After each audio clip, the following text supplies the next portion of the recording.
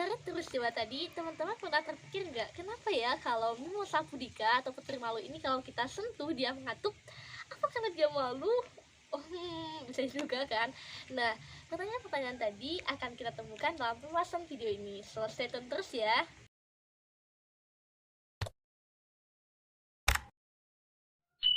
Halo semua, perkenalkan aku Aulia, mahasiswi Pendidikan Biologi Institut Alam Islam Negeri Batu Sangkar. Dan sekarang aku semester 5. Nah, seperti video-video sebelumnya, aku bakalan sharing dan berbagi wawasan kepada teman-teman. Nah, kali ini dengan materi fisiologi tumbuhan. Ya, sesuai dengan kemarin, masih dengan topik yang sama, yaitu hubungan tumbuhan dengan air. Nah, dengan indikator yang berbeda, yang pertama itu ada potensial tekanan, lalu juga ada transportasi air dan transpirasi pada tumbuhan. Jadi semuanya untuk materi ini itu ada 6 indikator. Jadi aku bahas di video sebelumnya 3 dan sekarang 3. Nah, so stay tune terus ya, kita simak pembahasannya. Indikator yang keempat ada potensial tekanan. Sengaja ya aku nyebutin 4 karena kemarin kan udah ada 1, ada 2 osmosis, dan ketiga ada potensial osmotik, dan yang keempat ada potensial tekanan. Nah, seperti yang kita ketahui, potensial air murni selalu bernilai 0. Artinya potensial air akan selalu bernilai negatif. Makanya air itu selalu bergerak ke arah negatif. Nah, yang jadi pertanyaan, bagaimana sih potensial osmotik dan potensial tekanan bekerja? Apakah mereka saling bertabrakan atau mereka saling sejalan? Nah, perlu kita ketahui bahwa potensial osmotik ini disebabkan oleh volume vakuola yang membesar, yaitu ada sekitaran 50% sampai 80%, di mana cairan-cairan itu seperti ada gula, terus ada garam-garam inorganik, asam anorganik, dan ada pigmen antosianin. Nah, sedangkan sisanya sekitar 5-10% itu berada di luar sel karena protoplasmanya yang sangat kecil. Nah, jadi dapat dikatakan bahwa potensial osmotik itu melibatkan vakuola. Jadi peran penting osmotik ini adalah vakuola. Lalu ini pertanyaan kita, bagaimana sih potensial tekanan bekerja? Nah, potensial tekanan ini disebabkan oleh tekanan yang berasal dari dinding sel, akibat dia itu bersifat kaku. Jadi, potensial tekanan ini akan memproses karena protoplas yang membesar, sehingga ada tekanan balik antara dinding sel dan tekanan tadi. Nah, ini disebut juga dengan tekanan turgor. Nah, sampai sini teman-teman udah paham kan? Nah, tekanan turgor ini terjadi pada tumbuhan, fungi, bakteri, dan protista, dan tidak terjadi pada hewan. Karena kenapa? Iya, benar sekali, karena si hewan tidak memiliki dinding sel. Jadi, tekanan turgor ini bersifat reversibel, bersifat kaku, sangat berperan penting bagi fotosintesis, pembukaan protoplasma, sitoplasma, dan pertumbuhan akar. Dan tentunya si protoplasma ini dapat kita lihat pada si contohnya, yaitu pada si katup putri malu dan lateks pada tumbuhan karet. Nah, bagaimana sih putri malu itu dengan si potensial tekanan? Yuk kita lihat. Nah, hal ini disebabkan oleh adanya perubahan tekanan turgor pada batang tulang daun, di mana saat kita sentuh bagian daun putri malu, maka terjadilah aliran air yang menjauhi daerah sentuhan. Adanya aliran air itu akan menyebabkan kadarnya itu akan berkurang, sehingga tekanan turgornya pun mengecil. Gerak ini disebut dengan seismometri, dan peristiwa ini akan bersifat sementara. Oke, jika kita perhatikan, ini ada salah satu contoh. Ini ada tumbuhan yang layu, dan ini ada tumbuhan yang seger, ya, masih kuat gitu kan. Oh iya, ini masih bicara potensial tekanan ya, jadi teman-teman jangan ragu. Nah, di sini dapat kita lihat bahwa tumbuhan yang layu, tumbuhan yang seger, tentunya faktor utama adalah air. Banyak air atau kurang air sama sekali, benar kan?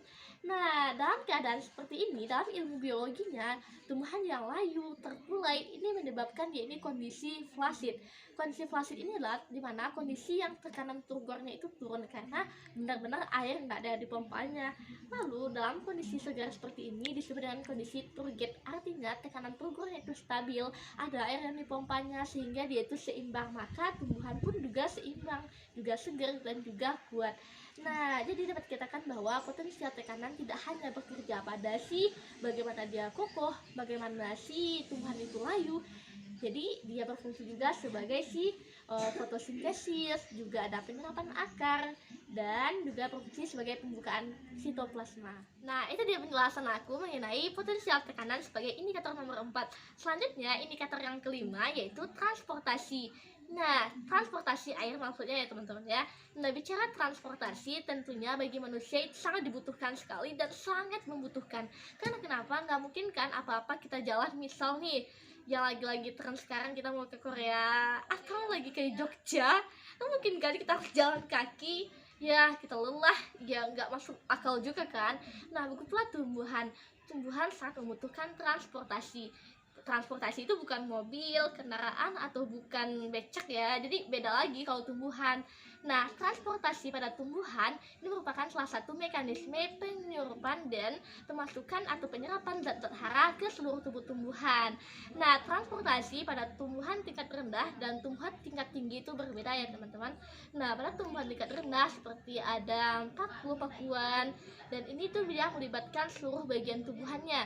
Lalu untuk transportasi tingkat tinggi, dia itu melibatkan jaringan pengangkut yaitu xilem dan floemnya. Itu seperti ada dikotil, ada monokotil, ya melibatkan si xilem dan floemnya. Lalu mekanisme dari proses transportasi itu ada 4 bagian. Yang pertama ada difusi, osmosis, inhibisi, dan transportasi aktif. Nah, yang pertama itu ada difusi, yaitu secara menuruni gradien konsentrasi dari hiper ke hipo tanpa selaput membran. Yang kedua ada osmosis, yaitu dari hipo ke hiper, yaitu dengan cara menaiki gradien konsentrasi dan menaiki atau melalui membran. Lalu inhibisi yaitu proses penyerapan ke dinding sel, dan yang keempat adalah transfer aktif, yaitu proses transfer yang melintasi membran yang melibatkan protein kontranspor, yaitu protein yang melewati Na+ dan K+. Contohnya itu adalah proses perpindahan air dari ke korteks ke stele dan sebaliknya gitu. Nah, faktor-faktor yang mempengaruhi laju transportasi air ini pada sel tumbuhan yaitu ada 4. Yang pertama daya kapilaritas, ada daya tekan air, dan yang ketiga yaitu daya penguapan air, dan itu tergantung pada berbanding lurus dengan penguapan dan pengaruh sel-sel hidup. Nah, jenis-jenis transportasi pada tumbuhan, transportasi ini ada 2, yaitu ada transportasi intravaskuler dan ada ekstravaskuler. Kalau intravaskuler yaitu lintasan air dan garam mineral itu dari akar ke tanah, dari akar ke daun maksudnya, sorry ya teman-teman.